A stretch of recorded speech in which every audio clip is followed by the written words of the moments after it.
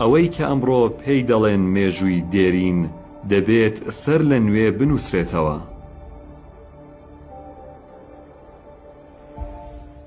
سڵاوێک لە هەناسەی پڕ لە شنەی شەماڵی خەندیلەوە پێشکەشی ئێوە هاوڕێیانی خۆشەویست و دڵۆڤانی هەلار.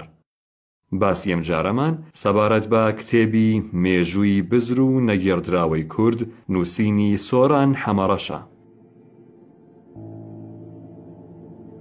کتێبی مێژووی بزر و نەگێڕدراوەی کورد بەرهەمی سۆران حەمەڕەش نوێترین کتێبی نووسەرە کە بە بەسەرکردنەوەی مێژوو هەوڵی دۆزینەوەی ڕاستیەکان دەدات.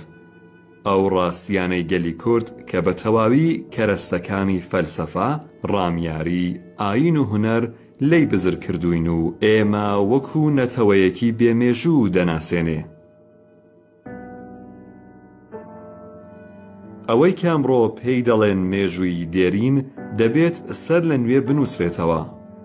سۆران حەمەڕەش ڕێک ئەوەی کردووە و بەشێکی گەورەی ژیانی تەرخان کردووە بۆ نووسینەوەی ئەو مێژووە بە بەکارهێنانی بەڵگەی زانستی، شوێنەواری، بۆ ماوەیی، زمانەوایی و مێژوویی و هیتر.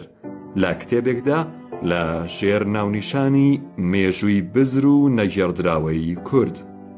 کتێبەکە ئەوە دەخاتە ڕوو کە بناغەی تێگەیشتن سەبارەت بە مێژووی دیرین و بنەچەی شارستانیەت بۆ مەبەستی تێگەیشتن لە ڕابردوو دانانراوە، بەڵکو بۆ خزمەتی ئەجێندای ئایدۆلۆژی و سیاسی دانراوە. ئەمە بۆتە هۆی ئاراستەیەکی کارکردنی نابابەتیانە لە ناو لێکۆڵەراندا و بۆ کورد ئەمە بۆتە هۆی مێژوویەکی بزر و نەزانراو. ئەم کتێبە ئەو مێژووە بزر و نەزانراوەی بە پشت بەستن بە بەڵگەی زانستی نووسیوەتەوە و بۆ هەمیشەیی ئەو مێژووە هەڵدەوەشێنێتەوە کە بۆ کورد نووسراوە و لەسەر بناغەی بەڵگەنامەی زانستی کوردت لە سەرەتای شارستانیەتەوە پێدەناسێنێت وەک ئەوەی کە هەبووە، نەک وەک ئەوەی کە لە کتێبەکاندا بۆ مەبەستی سیاسی پێدناسێنراوە. هەروەها بە بەڵگەوە ئەوە دەخاتە ڕوو کە کلیلی تێگەیشتن لە مێژووی دێرین کوردە و دەیسەلمێنێت کە هەتاوەکو تێگەیشتن لەسەر مێژووی کورد نێتەکایەوە بنەچەی شارستانیەتی ڕۆژاوا و زمانە هێندوو ئەوڕۆپیەکان بە نەزانراوی دەمێننەوە. ئەنێستیتۆی ماکس پلانک لە تازەترین لێکۆڵینەوەیدا لەسەر زمانە هێندوو ئەوڕۆپیەکان کوردستان بە سەرچاوەی بڵاوبوونەوەی ئەو بنەماڵە زمانیە دادەنێ. ئەوە ڕێک قسەی سۆران حەمەڕەش دەسەلمێنێ کە لە 2013 باسی کردووە.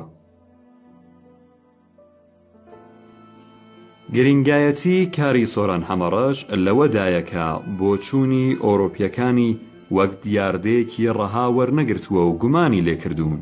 ئەو گومانکردنە دێکارتیە ڕاست ئەو شتەیە کە ئەمڕۆ کۆمەڵگای کورد لە هەموو لایەنەکانی ژیانی کۆمەڵایەتیدا پێویستی پێیەتی. ئێمە تەنیا بۆچوونی هەڵەی پسپۆرە ڕۆژاواییەکان شەوارەی نەکردووین. گژەبای درۆ و دەلەسەی ئێرانی و تورک و عەرەبان سەدان ساڵە مەزرای بیرکردنەوەمانی ویشک هەڵگێراوە و کردوینەتە شوێنکەوتووی ئەوان. نووسەر لە چەند بوارەوە لە کتێبەکەدا باسی کردووە کە ئەمانن: 1. شوێنەوارە دێرینەکانی کوردستان. 2. بەکارهێنان و دروستکردنی نەخشەی ڕووداوەکان وەک ئامڕازێکی فێرکاری.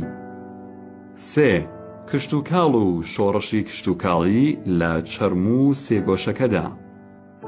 4. زمان، بەراوردکردنی زمانی کوردی نوێ بە زمانی هۆری، سۆمێری و مادەکان. 5. داهێنانی نووسین. 6. کەلەپور، دابوونەریت، جلوبەرگ، دەرکەوتنی ژن و میری ژن، ژنی سەرکردە. 7. بەکارهێنانی سەرچاوەی زۆر و دروستکردنی زۆرترین پەراوێز، خاڵی بەهێزی کتێبەکان. مێژووناس مامۆستا ئەنوەر سوڵتانی لەبارەی کاری کاک سۆران حەمەڕەشەوە ئەڵێت: هەرچۆنێک بێت کنج و کۆڵیەکانی نووسەر نەک هەر بە پێوانەی کوردی بەڵکو لە ڕادەیەکی جیهانیشدا گرنگ و کەموێنن.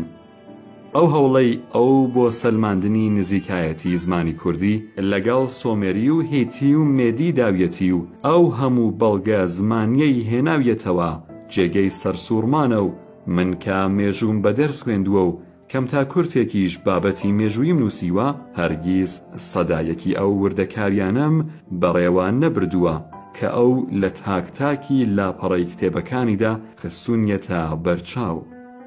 سۆران هەمەڕەش بە هەموو پێوانەیەک لێکۆڵەرێکی هەڵکەوتەیە، جا کارەکانی لە دام و دەستگا جیهانیەکاندا بسەلمێنرێتیان نا کێشەی ئەوان دەبێت نەک کارەکانی ئەم.